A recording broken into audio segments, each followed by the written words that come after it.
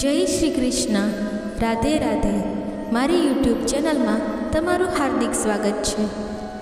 જ્યારે પણ તમે તમારા જીવનમાં નાની કે મોટી કોઈ સમસ્યાનો સામનો કરો છો, ત્યારે ભાગવદ્ ગીતાના આ 25 ઉપદેશો તમને તે સમયે ખૂબ ઉપયોગી થશે. આ પવિત્ર વિચારને સમજવા અને તેને તમારા જીવનમાં અનુસરવા તમારા માટે ખૂબ જ મહત્ત્વપૂર્ણ છે. આ ઉપદેશ 1થી શરૂ થઈ 25 પર પૂર્ણ થશે. એટલા માટે આ વિડીયોને ધ્યાનથી છેલ્લે સુધી સાંભળજો, જેથી તમારું કલ્યાણ થઈ શકે. ઉપદેશ પહેલો.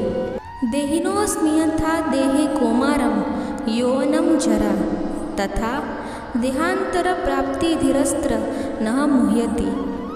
અર્થાત જેમ આ શરીરમાં આત્માને બાળકપણ, યૌવન અને વૃદ્ધાવસ્થાનો અનુભવ થાય છે, તેમ આ આત્માને અન્ય દેહ પ્રાપ્ત થાય છે. આને સમજનારો વિવેકી માનવી તેને વિશે મોહ નથી કરતો. ઉપદેશ બીજો.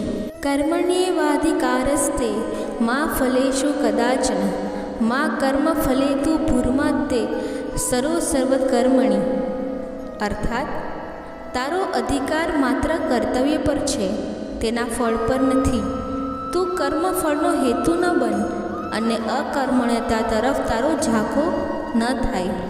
એવં પ્રવર્તિતમ ચક્રમ નાનું વર્તય્ય યહ અધાયુરિન્દ્રયારામો મોઘમ પાર્થ સ જીવતી. અર્થાત આજે લોકો એ ચક્રને અનુસરે છે, એ પાપી અને ઇન્દ્રિયારામ છે. પાર્થ તે નિષ્ફળ જીવન જીવે છે. યદા યદા હિ ધર્મસ્ય ગ્લાનિર્ભવતિ ભારત અભ્યુત્થાનમધ્યસ્ય તદાત્માનં સૃજામ્યહમ. હે ભારત, જ્યારે જ્યારે ધર્મની હાનિ અને અધર્મનો ઉદ્ધાર થાય છે, ત્યારે ત્યારે હું ન્યાયનું સર્જન કરું છું. પરિત્રાણાય સાધૂનાં વિનાશાય ચ દુષ્ટાનાં ધર્મ સંસ્થાપનાથાય સંભવામિ યુગે યુગે. અર્થાત સાધુઓના પરિત્રાણ અને દુષ્ટોના વિનાશ માટે અને ધર્મની સ્થાપના માટે હું યુગો યુગમાં પ્રગટ થાઉં છું. ચાતુર્વર્ણ્ય મયા સૃષ્ટમ ગુણકર્મ વિભાગશ તસ્ય કર્તારમમીપમા વિદ્ય કર્તારમવ્યયમ. અર્થાત મારા દ્વારા ગુણ અને કર્મના વિભાજનથી 4 વર્ણોનું નિર્માણ થયું છે. હું આ બધાનો સર્જક છું, પરંતુ અકર્તા અને અવ્યય છું. તદિતિ પ્રણિપાતેન પરિપ્રેષણ સેવયા ઉપદક્ષ્યંતિ તે જ્ઞાનમ જ્ઞાનીસ્ત તદદર્શિન. અર્થાત તે જ્ઞાનને વિનય, પ્રશ્ન અને સેવા દ્વારા તત્વજ્ઞાની મહાન ગુરુ પાસેથી પ્રાપ્ત કર, તે તને જ્ઞાન આપશે. બ્રહ્મણાધાય કર્માણિ સહ તત્વકયા કરોતિ ય લિપ્તયેન સ પાપેન પદ્મપત્રમિ વિભાસ્વભા. અર્થાત જે કર્મો બ્રહ્મમાં સમર્પિત કરીને સંસારિક મોહ છોડી કરે છે, તે પાપથી પંકાયેલો નથી, જેમ કે પાણીથી પદ્મપત્ર એટલે કે કમળ પણ પંખાયેલું નથી. ઉદ્ધરેદાત્મનાત્માનં નાત્મન વસાદયેત આત્મેવ યાત્મનો બંધુરાત્મેવ રિપુરાત્મન. અર્થાત આત્માએ પોતાનો ઉદ્ધાર કરવો જોઈએ અને પોતાને પતન ન કરવું જોઈએ. આત્મા પોતાનો મિત્ર છે અને પોતાનો શત્રુ પણ છે. બંધુરાત્માનસ્તસ્ય યેનાત્મેવાત્મના ચિત અનાત્મનસ્તુ શત્રુત્વે વર્તેત્માવેવ શત્રુવત. અર્થાત જેનાથી આત્મા જીતી લેવાયો છે, તેના માટે આત્મા મિત્ર છે. અનિયંત્રિત મનુષ્ય માટે આત્મા શત્રુ સમાન છે. નાત્યંસ્તસ્તુ યોગોસ્તિ ન જેકાંત મનશ્ચત્ત ન ચાતિ સ્વપ્નશીલસ્ય જાગ્રતનેવ ચાર્જુન. અર્થાત યોગ તે માટે નથી જે વધારે ખાય છે કે જે પૂરો ના ખાય, જે વધારે સૂવે છે કે જે સંપૂર્ણ જાગતું રહે છે. તે માટે પણ યોગ નથી. યુક્તાહાર વિહારસ્ય યુક્તચેષ્ટસ્ય કર્મસુ યુક્ત સ્વપ્નાબોધસ્ય યોગો ભવતિ દુઃખઃ. અર્થાત યોગ્ય આહાર, વિહાર, કર્મો, ઊંઘ અને જાગવાના પ્રણાલીઓને અનુસરે છે તે દુઃખનો નાશ કરે છે. યતો યતો નિશ્ચરતિ મનશ્ચલમ સ્થિરમ તતસ્તતો નિયતમેત દાત્મેનેવ વંશમ નયેત.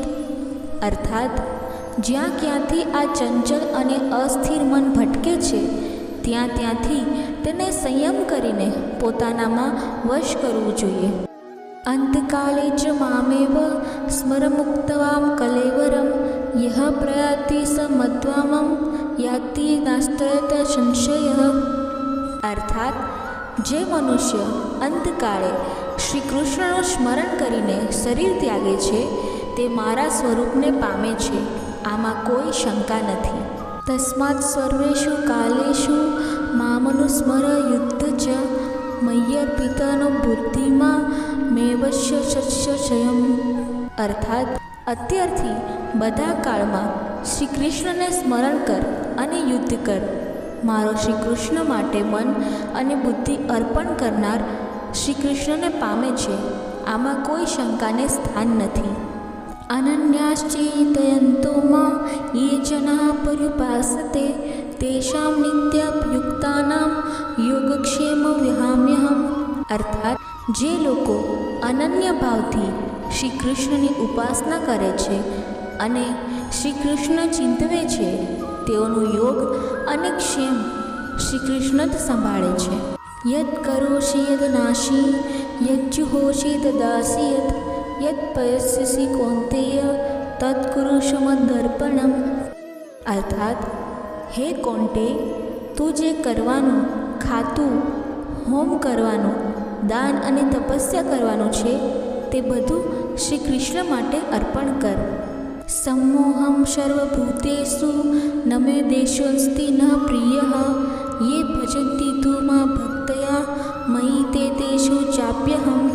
અર્થાત હું સર્વ પ્રાણીઓમાં સમો છું, મને કોઈ દ્વેષ્યો કે પ્રિય નથી, પરંતુ જે ભક્તિથી મને ઉપાસે છે તે મારામાં છે અને હું પણ તેમાં છું. અહમાત્મા ગુણાકેશ સર્વભૂતાશય સ્થિતઃ અહમાદિશ્ચ મધ્યમ ચ ભૂતાનામંત એવ ચ. અર્થાત હે ગુણાકેશ, હું સર્વભૂતોના હૃદયમાં રહેલો આત્મા છું. હું બધા પ્રાણીઓમાં આદિ, મધ્ય અને અંત છું. યદ ભૂતિમ તત્ સત્વમ શ્રીમા દુર્જિત મેવાવી તત્તા દેવા વા ગયા ચા તવામ મમ તેજોશમ સંભાવમ. અર્થાત જે સત્વો પ્રાણીમાં વિભૂતિ, શક્તિ અને તેજ જોવા મળે છે તે તેજ મારી તેજનો અંશ છે, એ તમે સમજજો. દિવ્ય સૂર્ય સહસ્રસ્ય ભવેદુપદુતિથાઃ યદિ ભાઃ સદૃશી સા સ્યાસ્તસ્ય મહાત્મનઃ. અર્થાત સહસ્ત્ર સૂર્ય એક સાથે આકાશમાં ઉગે અને તેમનું તેજ પ્રગટ થાય તો તે મહાત્મા શ્રી કૃષ્ણના તેજના સમાન લાગે છે. કાલોસ્મિ લોકક્ષયકૃત પ્રવૃત્તો લોકાનાસ્માદૃત્મ્ય પ્રવૃત્તઃ ઋતેન્પિત્વાન ભવિષ્યન્તિ સર્વે એવ સ્થિતા પ્રત્યંકેશુ યોદ્ધા. અર્થાત હું સમય છું જે સંસારમાં વિનાશ લાવે છે.